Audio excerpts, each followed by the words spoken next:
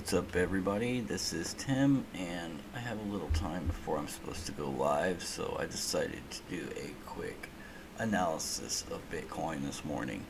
Now, yesterday I drew this blue line, and it was an ascending support line that showed quite a few touches. So you guys see it. Maybe you can consider that a touch. I guess the 50 MA sort of stepped in the way of that being a real touch to the support line. But there are plenty of instances of it actually being support, like right here, even down in this area. So, like I said, this support line was significant. I don't think it was like the biggest thing since sliced bread or anything, but what do I see now? I drew this fan on there because sometimes I have a lot of luck with these fans whenever support and resistance eludes me a little bit. Like in this instance, we lost the support of the trend last night. Obviously, we have a few candles since then, but losing that tends to mean you'll drop to the next support, and we haven't done that yet. We've actually maintained our price level, which shows me something's going on. Perhaps all these traders are looking at the same fan I am, and this would be a good place to lay a fan because this is a good dip right here, and I bring it all the way to the highest high after that dip, which is a good way to lay a fan. You can see how well it is working. I like to use these fans. These fans always amaze me. I mean, it's too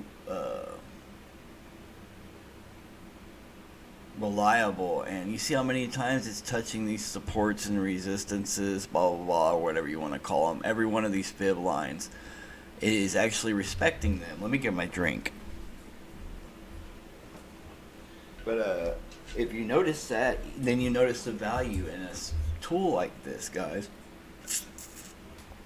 I haven't been using them as often as I used to, but I learned it from Todd Blackburn, that how to use these things, and when he showed me, I remember thinking to myself, wow, these fib tools have something to them, and that's why I always will throw them on the charts, especially whenever something like this happens. And you can see, look, on this 0.75 fan, we caught support, and even though we lost this support of this trend line, which was significant, the support of the 75 caught us, which could send us above 60K. We're going to have to wait and see, though. It's going to take at least 2 or 3 more candles, and if we don't, we might cruise right through the 75. Who knows? But at least we know where we stand with this fan and where we're catching this support at. A lot of times you'll see things happen, and you won't know unless you lay the right tool down. You know what I mean? Like, if I didn't have this fan here, let me take it off the chart for a second. You can't really tell what's going on. You could tell that we're kind of finding resistance against this, which is pretty common in trading. You know what I mean? You lose support, you retest the resistance after that, because support becomes resistance once you lose it.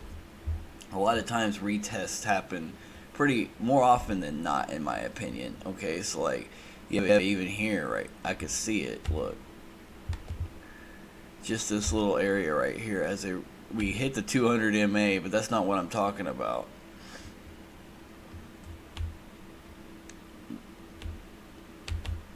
Maybe it's not the best example here. I was thinking that we came up, lost it, retested it, and then bounced through. It's sort of like that, but we went a little bit above it. But that's a way, a lot of times when you lose support, a retest is in the cards. And when you retest it, if you break back above it like we did here, it's bullish.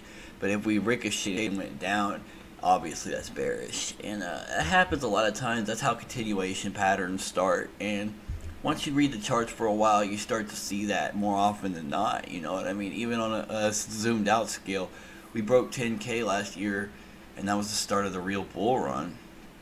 I mean, I want to say it started at 3,800, but a lot of people don't agree. So whatever, everybody's different, I suppose. But I know when we broke above that descending resistance that was on the chart for 3 years, we retested it and then rocketed it up. And retesting that 3-year resistance was crucial. If we would have fell back below it, it would have just meant we're probably going to stay under it for a while. But retesting it, it held, and we just rocketed off of it. It's like it was the test that the bulls needed to see to say, I'm longing this now because it held, And ever since then, we've been bullish. We made it all the way up 6 times there.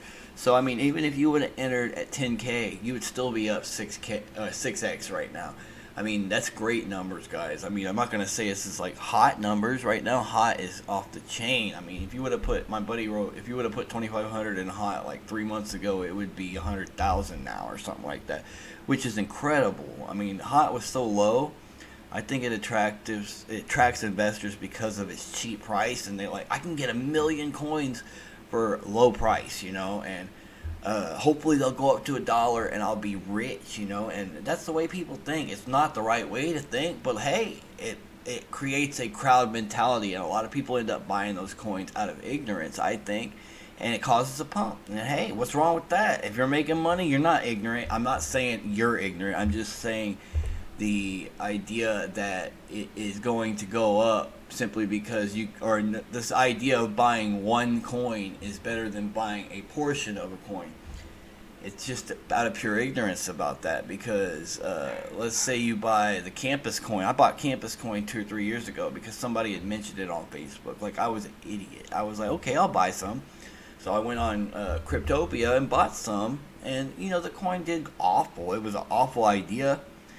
And somebody just talked me into it. So it's things like that, guys, where like even though I could buy 1,000,000 of the coins, it didn't mean anything. I was a millionaire as far as campus coin is concerned, but at the end of the day, the coin just went down after I bought it. And it was just one of those things where it was like, man, you have to start understanding.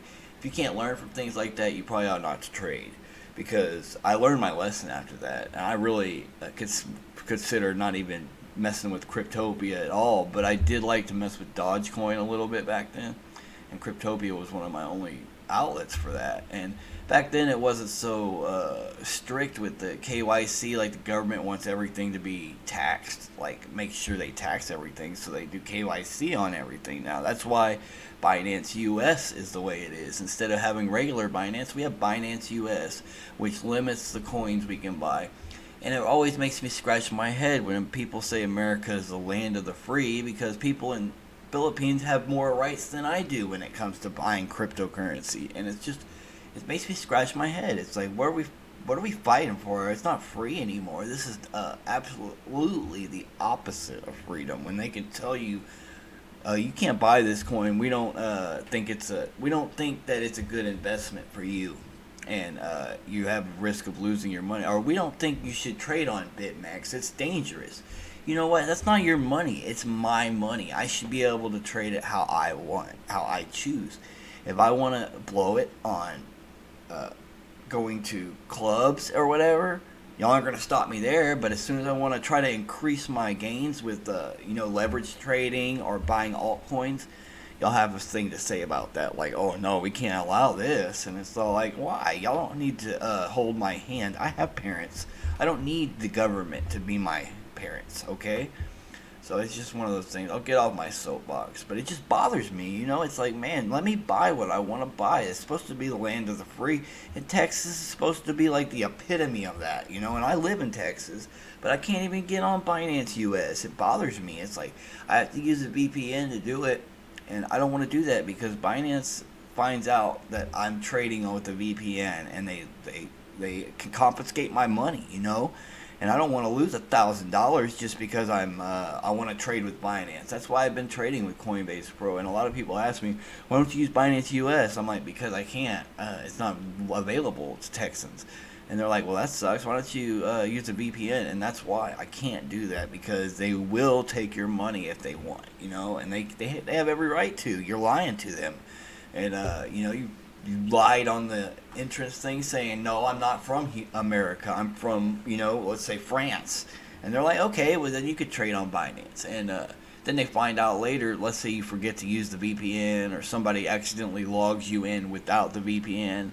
A lot of people save their passwords to their browsers or whatever. And let's say your kid gets on there and accidentally logs you in without the VPN. Binance will register that, and then guess what? You're not in good shape after that. You know what I mean? You're going to have to plead your case at least. So that's something to consider. And also, it just bothers me. This is the land of the free. Well, prove it to me.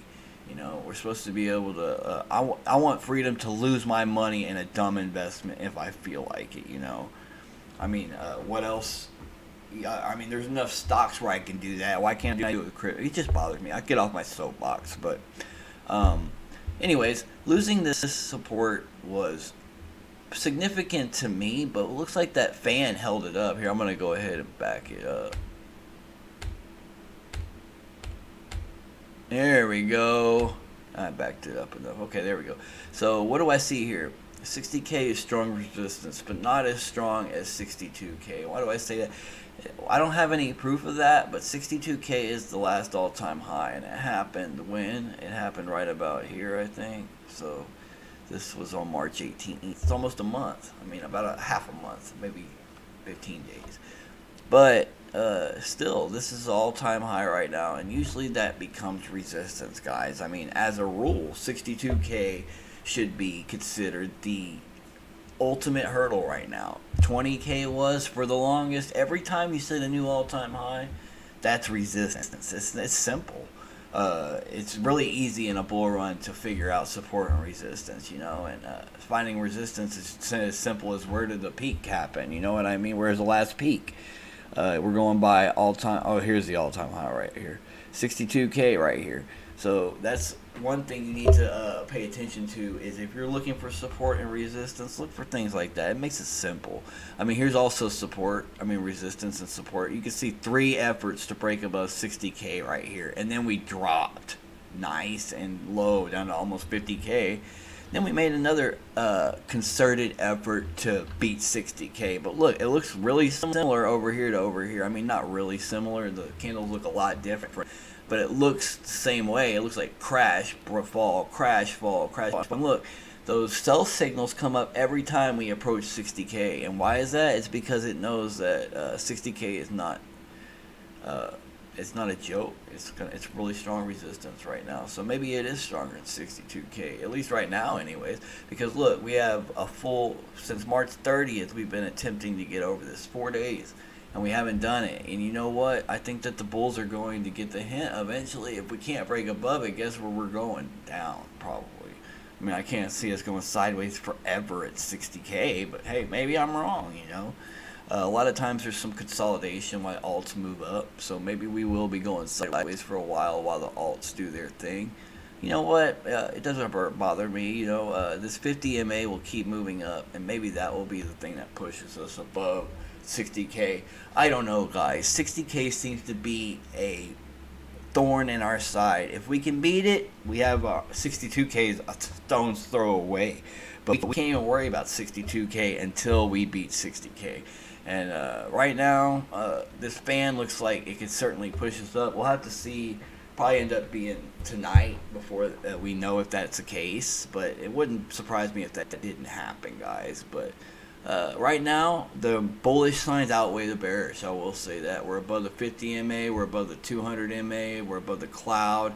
And that goes for the 4-hour and the daily. So, I mean, there's a lot to be happy about, guys, if you're a bull. Even though we're not breaking 60K, it's still, I'm still optimistic. And like I said, I want to end this analysis by just saying, look, we've been at 50, we've been above 50K for how long? I mean, when was the last time we were below 50K? Over here?